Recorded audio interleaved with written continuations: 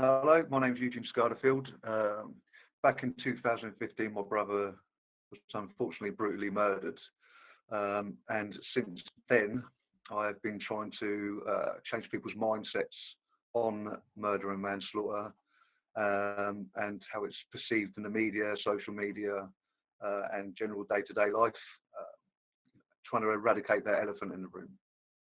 So we had quite a quick trial. It was only it was booked in for 2 weeks, but only ended up being 4 days. It's a lot to take in 4 days. The pathology reports, witness statements, opening statements from the barristers, closing statements from the barristers, and in that 4 days, not 1 ounce of remorse, not one. Like I said before, no guilt at all. So the judge gave him a sentence of 18 years minimum, and he said that even in 18 years, if he doesn't give an accurate account of what happened, he will not be released. And people say, well, at least you've got justice. No, I'm sorry, but no. If you take someone's life, like I said before, or you should be stripped of your human rights. You see, the thing is, it's been 5 years now, and we are 5 years into our whole life sentence for us as a family, myself. He is 5 years into freedom. See, there is no cell smaller or darker than this one up here. And there's no parole for us. There's no day release. There's no leaving your troubles behind and getting on a plane. We serve a whole life sentence, and they don't. How can that be justice? If you take someone's life, yours should be ended in prison. Someone said to me about corporal punishment, capital punishment, whatever you want to call it. Do I agree with it? No, to be honest.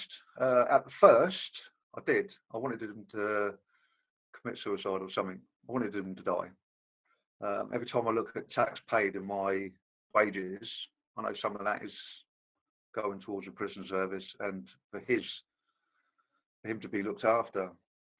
So that was my original thought. And then I thought, no, I don't want to kill himself. Why should he get the right to take his own life? My brother didn't have a right, and he took his. And I think probably after about 10, 15 years, I think they'd probably want to die. If you're talking death row, I think they'd probably want to die. And I think possibly that's when their torture actually starts. But for him, it's not. In 15, 18 years, he's going to be looking at walking a free man. So where's justice? There isn't any, is there? Not for us. I think this year's probably been our hardest. And I don't know whether it's one of those milestones, it's 5 years. Every year I've done these challenges. And it's not just for me, and it's not just for Michael, it's for the family as well, to give them focus. Something they can watch my training, they can, just keep tabs on what I'm doing. But I haven't done anything this year, so I don't know whether that might have something to do with it. I'm not saying it definitely is, but I know my mum's really struggled this year, really struggled. She's aged. I've watched the colour draw, the colour's gone from my mum's skin, the light's gone from behind her eyes. My mum's a beautiful woman, but you can see, I can see the toll it's had. She's tired, she's exhausted, she looks exhausted. And the hardest thing for me is there's not a damn thing I can do about it. Literally nothing. I always thought growing up, I could fight any battle for my mum and win it. And this one I can't. There's literally nothing I can do. And that hurts. All three of my sisters developed fibromyalgia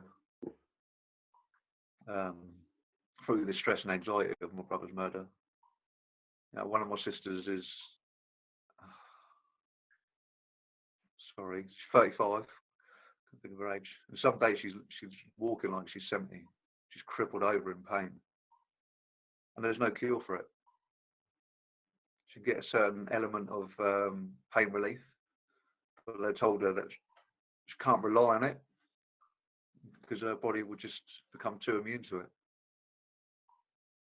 And that's what, well, all three of them, all three of my sisters, they're now disabled. This is the ripple effect. It's not murder, trial, prison, and then that's it, it's done. It's not. This, you know, when he gets his sentence, ours is just starting as well. So in the first year, all the focus is on the trial, the first Christmas, the first anniversary, the first birthday, the first Father's Day. So your focus is there. So come the second year, that kind of focus is gone, and all you're left with is what happened. And that's when the ripple effect starts to really sort of take effect. And this is obviously what I want people to see. You know, this is what I want people to know, that the ripple effect can be huge.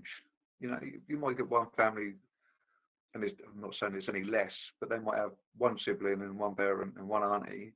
But then you've got family like ours. I've got three sisters, Michael and my brother Darren, my mum, and my son was he was 10. You know, and I had when Mike first died, I said, "Oh, your Uncle Michael's fallen asleep and hasn't woken up," and it tore my son's life apart. Absolutely devastated. And then it got to the point where I knew I had to tell him the truth, because you know he was at an age where he's starting to get technology, and you've got Google, and he was at the age where obviously there's technology, and you know, internet is so easily accessible, and there's the media, and with the trial coming up, I didn't know. Look, again, it could have been all over the news, it could have been all over the papers. So I had to sit my boy down and tell him the truth. And I knew in that moment it was going to break his heart. I've never had to do anything so hard in all my life. Just sit your own child down and tell him something that's going to crush him. And he 5 years later, he is only still coming to terms with it now. It was quite a promising. He was a good footballer. He didn't play football for 3 years after that. You know, he just got signed by one of the local teams, a good local team, and he never played again. Well, not for 3 years. He just could not get his head around it. You know, he always used to call him his greatest Uncle Michael. And then someone's taken that away from him. You know, all those good memories he had. You know, my brother would come in and pick him up and tickle him, and you know, all that sort of stuff. He was a great uncle. But you know, my boy's going to be 15 soon, and now he's starting to ask questions like, "Can I go to the prison and see him? I want to see him. I want to talk to him. I want to question him." And it's like, he shouldn't have to go through that. He's got his GCSEs coming up. His focus should be on enjoying life, living life to the fullest, you know, and being a child at 14, 15 and playing football and going out on your bike and enjoying all these things. And he does do these things, but he's also got this on his shoulders that he wants to question the man that murdered his uncle. It's not right. My brother was a victim of a completely unwarranted murder. That one moment has destroyed all of our lives. The devastation on all of us, myself, my siblings, my mum, it's never going to go away. It's not something that you can just get over or just move on from. There is no closure. We won't ever get over it. Yes, to a certain degree, we've come to terms with having to live with it, and we find ways of getting through the day, but it's never going to change for us. That pain's always going to be there, that heartache's always going to be there. Yes, we will have happy days, but people need to appreciate that there's going to be a lot of the bad days are always going to be there. Like I said, you don't get over it. There is no closure. You can't just move on. What you can do is live our lives the best way we possibly can to honour Michael's memory. You know, like so many others want to honour their loved ones' memories. What might be like a molehill for someone is a mountain for someone else, and what is a mountain for someone is a molehill for someone else. One day, your greatest achievement for us could just be getting out of bed, getting dressed, going to the shop. Other days we can go to the cinema, go to a theme park. But every day is different, and we don't want pity, we just want acceptance and an understanding that we didn't ask for this, and we certainly don't deserve this. So, regardless of what you see in the paper, hear on the news, innocent people are getting murdered. I'm not saying anybody deserves to be murdered, because they don't. People make wrong life choices that doesn't warrant them being murdered.